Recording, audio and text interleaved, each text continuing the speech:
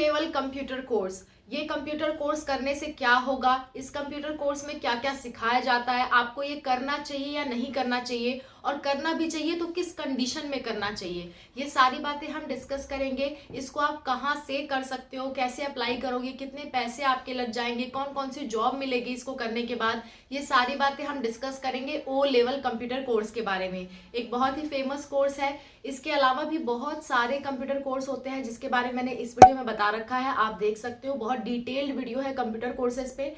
इस वीडियो में मैंने 2 कोर्स नहीं बताए थे, ओ लेवल एंड एडीसीए। अभी का वीडियो मैं ओ लेवल पे बना रही हूँ। अगर आपको एडीसीए पे वीडियो चाहिए होगा तो प्लीज कमेंट, बहुत ही जल्द आपको उस पे भी वीडियो मिल जाएगा। ठीक है, so let's start the video and discuss about O level course. Hello everyone, welcome to Spark Up Classes. This is Suman Yadav.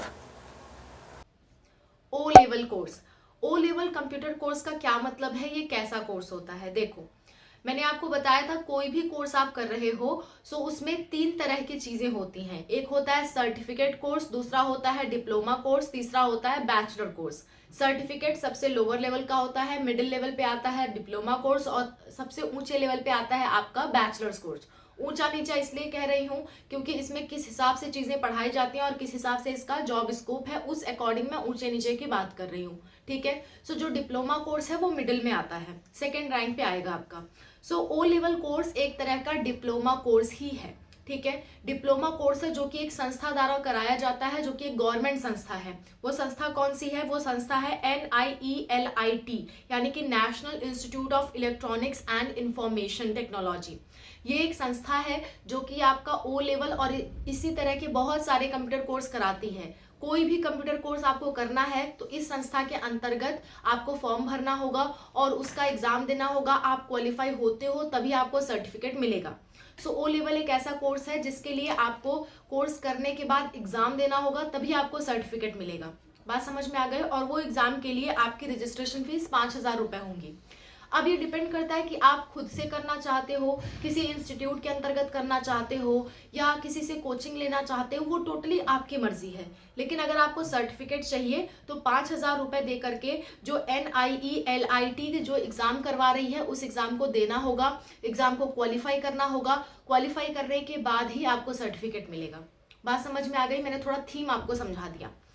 थोड़ी सी और डिटेल में बात कर लेते हैं, फिर मैं बात करूंगी इसमें सिखाया क्या जाता है।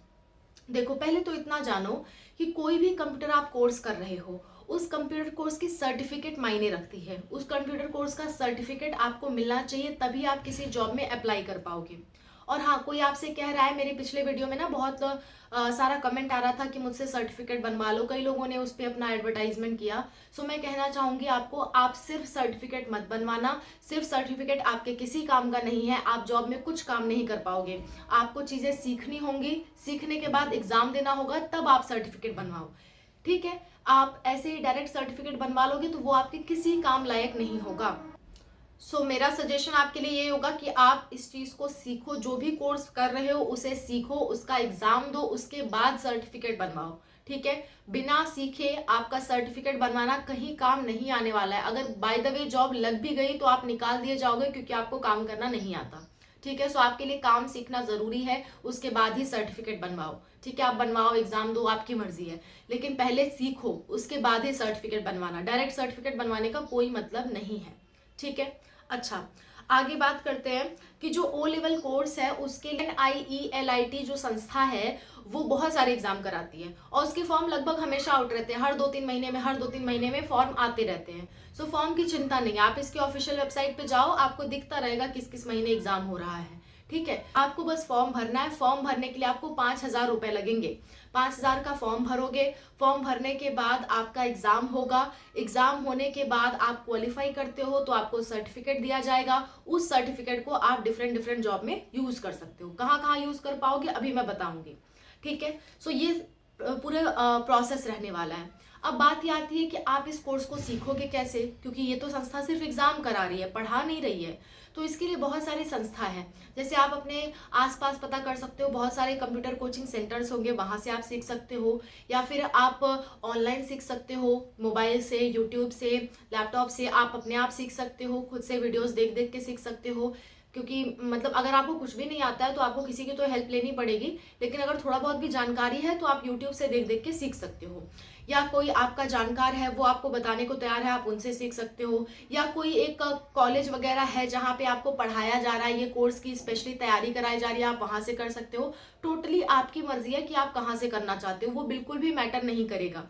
इसकी कोई गवर्नमेंट संस्था या ऐसा कुछ नहीं होता है, ये कुछ भी मैटर नहीं करेगा, आप चाहे जहां से इसकी तैयारी करो, बस एग्जाम देना मैटर करता है। एग्जाम आपको वहीं से देना है जो कि मैंने आपको बताया है, और आपको सर्टिफिकेट वहीं से मिलेगा।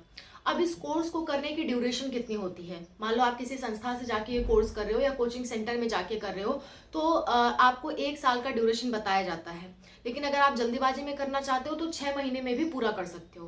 कहने का मतलब है 6 महीने से 1 साल के बीच आप चाहे जब पूरा कर सकते हो इस कोर्स को करने के बाद आप एग्जाम भी दे सकते हो।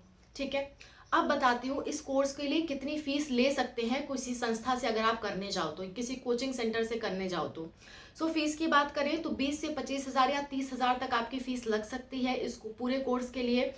और साथ साथ में जब आप फॉर्म भरोगे तो 5 हज़ार मैंने फॉर्म का बताया वो एक्स्ट्रा। ठीक है, सो इतना आपका लग सकता है। ठीक है, डिपेंड करता है कि कहाँ पे कोचिंग सेंटर है, कितना वो लोग सिखा रहे हैं, ये सब इन बातों पे निर्भर करेगा। बात समझ में आ गई। अब बात करती हूँ इसके लिए कौन कौन एलिजिबल है इस कोर्स को करने के लिए। सो अगर आप 12 पास हो तो भी आप एलिजिबल हो, आप 10th पास हो और आपने कोई भी ITI कोर्स कर रखा है तो भी आप एलिजिबल हो। डायरेक्ट 10th के बाद आप इसके लिए अप्लाई नहीं कर सकते, 10th के बाद आपका कम से कम 12th या फिर ITI होना चाहिए, तभी आप एलिजिबल हो। बात समझ में आ गई। आगे बढ़ते हैं। इसका जो एग्जाम होता है उसमें टोटल कितने पेपर होते हैं, उसमें 4 पेपर होते हैं। ठीक है, 4 पेपर होते हैं, 4 पेपर का टोटल 100 मार्क्स होता है, और साथ में इसका प्रैक्टिकल और प्रोजेक्ट वर्क भी होता है। प्रैक्टिकल और प्रोजेक्ट वर्क मिला के 100 मार्क्स होते हैं, यानी टोटल 200 मार्क्स का आपका पेपर होगा। अगर आप 50 नंबर भी लाते हो ना तो भी आपको सर्टिफिकेट मिल जाता है, आप क्वालिफाई माने जाओगे। मिनिमम 50 नंबर लाना जरूरी है, यानी कि पासिंग मार्क्स लाना आपका जरूरी है। 50 या 50 से ऊपर मार्क्स लाते हो तो आपको सर्टिफिकेट मिल जाएगा। फिर इसकी कोई मेरिट नहीं देखी जाती कि O लेवल सर्टिफिकेट में हाई मेरिट रहेगी तभी आपकी जॉब लगेगी, ऐसा कुछ नहीं देखा जाता। आपके पास सिर्फ सर्टिफिकेट होना चाहिए कि जितने भी मार्क्स आए हैं पासिंग मार्क्स होने चाहिए, ताकि आपको सर्टिफिकेट मिल जाए। बात समझ में आ गई। अब आगे बताती हूँ कि इस कोर्स में क्या क्या सिखाया जाता है। सिखाया क्या जाता है ये जानोगे तभी इस कोर्स को करने का मन करेगा।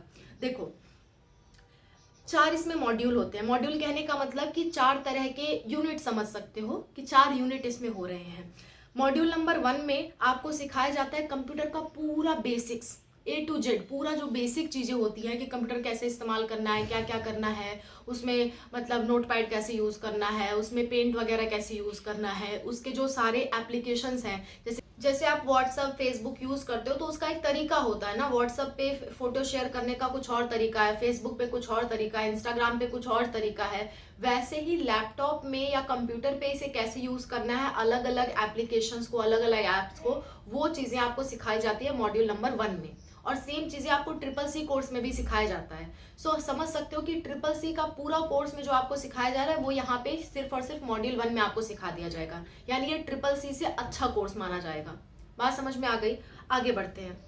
इसके बाद जो आपका मॉड्यूल 2 है उसमें कंप्यूटर की लैंग्वेज सिखाई जाती है, ताकि आप वेब डिजाइनिंग वगैरह कर सको, वेबसाइट वगैरह बनाना थोड़ा थोड़ा सीख सको। पूरा इसमें मास्टर नहीं हो पाओगे लेकिन थोड़ा थोड़ा सीख लोगे। उसमें आपको HTML, CSS, जावास्क्रिप्ट वगैरह सिखाई जाएगी। हाँ, कुछ कॉलेज, कुछ संस्था ऐसी होती हैं जो CSS या जावास्क्रिप्ट आपको नहीं सिखाती है। सो आप जब एडमिशन लेने जाओ तो वहाँ पता कर लेना कि आपको ये चीज़ें सिखाई जा रही हैं या नहीं सिखाई जा रही हैं, और आप जिस हिसाब से कंफर्टेबल हो उस हिसाब से आप एडमिशन लेना, या फिर आप ऑनलाइन कोर्स करना, जो भी आपको करना है वो आपकी मर्जी है। मॉड्यूल नंबर 3 में पाइथन लैंग्वेज आपको सिखाई जाती है, जिससे आप वेबसाइट अच्छी तरह से बनाना सीख सको। मॉड्यूल नंबर 4 में आपको IoT एंड उसके एप्लीकेशंस के बारे में सिखाया जाता है। बात समझ में आ गई। सो ये 4 यूनिट्स होते हैं, 4 मॉड्यूल्स होते हैं, यही पूरा इसका सिलेबस होता है। सो काफ़ी अच्छी चीज़ें आपको यहाँ सिखाई जा रही हैं। अब सवाल ये आता है किन लोगों को O लेवल कोर्स करना चाहिए। देखो, अगर आप कोई ऐसी जॉब ढूंढ रहे हो जहाँ पे मतलब रिसेप्शनिस्ट का काम करना है, मान लो स्कूल वगैरह में एज अ क्लर्क आपको काम करना है या बैंक में करना है, तो ये कोर्स आपके लिए नहीं है, क्योंकि यहाँ पे आपको वो चीज़ें नहीं सिखाई जा रही हैं। ठीक है, अगर आपको वेबसाइट वगैरह डिजाइनिंग की तरफ जाना है, या आपको ऐप वगैरह के मैनेजमेंट सीखना है, थोड़ा बहुत इंजीनियर से रिलेटेड काम करना है, तो आपके लिए ये कोर्स अच्छा कोर्स माना जाएगा। कई सारी ऐसी गवर्नमेंट जॉब भी है जहां ओ लेवल कोर्स मांगता है, लेकिन इसकी वैकेंसी बहुत ज़्यादा भी नहीं आती है, बहुत कम भी नहीं आती है, एवरेज लेवल पे इसकी वैकेंसीज आती हैं। अगर आप ये जानना चाहते हो कि टॉप कंप्यूटर कोर्सेज बता दीजिए मैम जो कि गवर्नमेंट एग्जाम में मांगे जाते हैं, तो उसके लिए आप कमेंट कर देना, और एडीसीए कोर्स के लिए भी आप कमेंट कर देना क्योंकि वो एक इंपॉर्टेंट कोर्स है। ठीक है, सो इन दोनों पे आपको वीडियो चाहिए तो आप कमेंट करना, मैं इस पे बहुत जल्द वीडियो बनाने को तैयार हूँ। मान के चलिए आपको कल तक वीडियो मिल ही जाएगी। फिलहाल ओ लेवल वो लोग कोर्स करें जो कि बेसिकली एक सर्टिफिकेट चाहते हैं ताकि वो किसी कंपनी वगैरह में जाके काम कर सके, वेबसाइट मैनेजमेंट, वेबसाइट डिजाइनिंग पे काम कर सकें, अपना खुद का ब्लॉगिंग वेबसाइट वगैरह खोल सकें, वो लोग इस कोर्स को कर सकते हैं। और कुछ गवर्नमेंट जॉब में इस कोर्स को मांगा जाता है, वो लोग इस कोर्स को कर सकते हैं। प्लस अगर मैं बात करूं आपको पाइथन लैंग्वेज की जानकारी चाहिए, वो लोग भी इस कोर्स को कर सकते हैं। सो इस तरह की चीजों में ये कोर्स आपके अच्छे से काम में आने वाला है। ठीक है, इस कोर्स से आप मान के चलो जैसे एक सॉफ्टवेयर इंजीनियर काम करता है ना, आपको उससे थोड़ा सा नीचे लेवल का आपको काम मिलता है, उस तरह की आप काम कर सकते हो। बात समझ में आ गई? I hope this point is clear to you. So आपको समझ में आ गया होगा ओ लेवल कोर्स किस लिए होता है, किसे किसे करना होता है। I hope this point is clear to you. So that's all about the video. Thank you so much for watching. Wish you all the best for whatever you are going to do. Bye, take care.